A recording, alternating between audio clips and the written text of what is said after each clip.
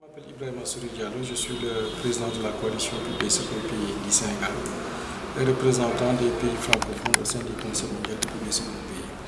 Comme vous le savez, le président Macky Sall a initié une révision du code minier en 2012-2013 et dans ce code minier, il y a d'importantes dispositions qui nous ont intéressés parce qu'elles touchent les populations à travers les collectivités locales.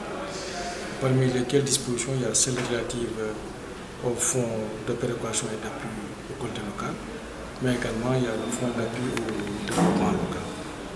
Évidemment, il y avait dans le code de 2003 il y avait ces dispositions, mais le décret d'application n'est sorti qu'en 2009. Et déjà en 2010-2011, il y a eu des tentatives de répartition de ce fonds de péréquation par l'ancien régime. Malheureusement, la clé de répartition était très faible et très inéquitable. Et avec l'arrivée du nouveau régime, après plusieurs actions de plaidoyer, le gouvernement quand même de Macky Sall a pris vraiment la pleine mesure de ses responsabilités.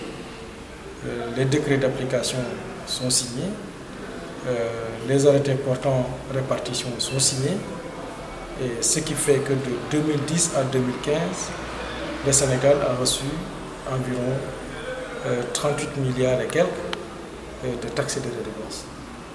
Et les dispositions du code minier prévoient que 20% de ce fonds doit être reversé sous forme de péréquation et d'appui collectivité locale de l'ensemble du Sénégal, avec une clé de répartition bien sûr entre les différentes zones de collectivité locale, mais entre les collectivités territoriales elles-mêmes.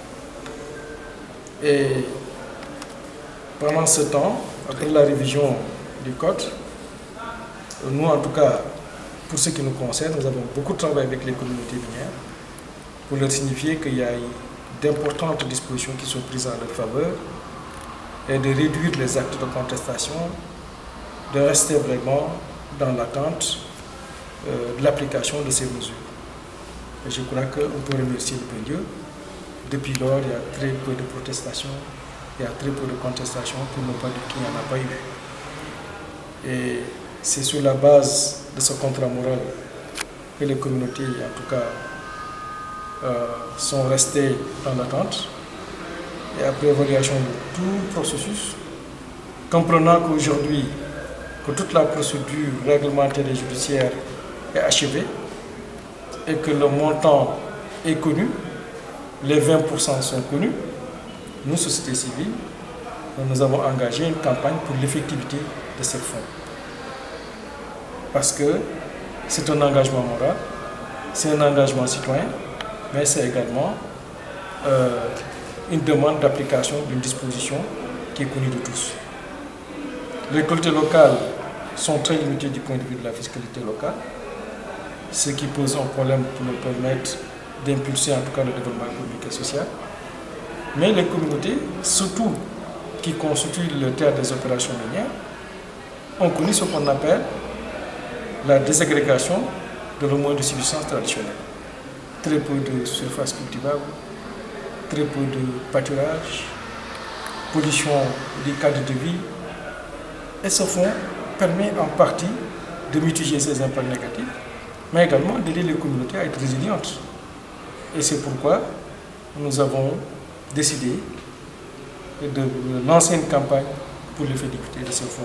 Et nous espérons en tout cas avoir une oreille attentive de l'État du Sénégal, des entreprises minières et de tous les autres acteurs. À côté de ce fonds, il y a le fonds de réhabilitation des sites dégradés par les activités minières. Mais il y a également le fonds d'appui au développement local qui est fixé à 0,5% du chiffre d'affaires de l'entreprise en question.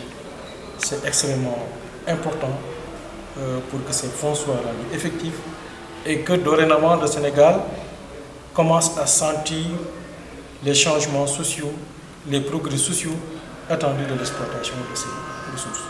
C'est en cela vraiment que cette campagne est extrêmement importante pour la société.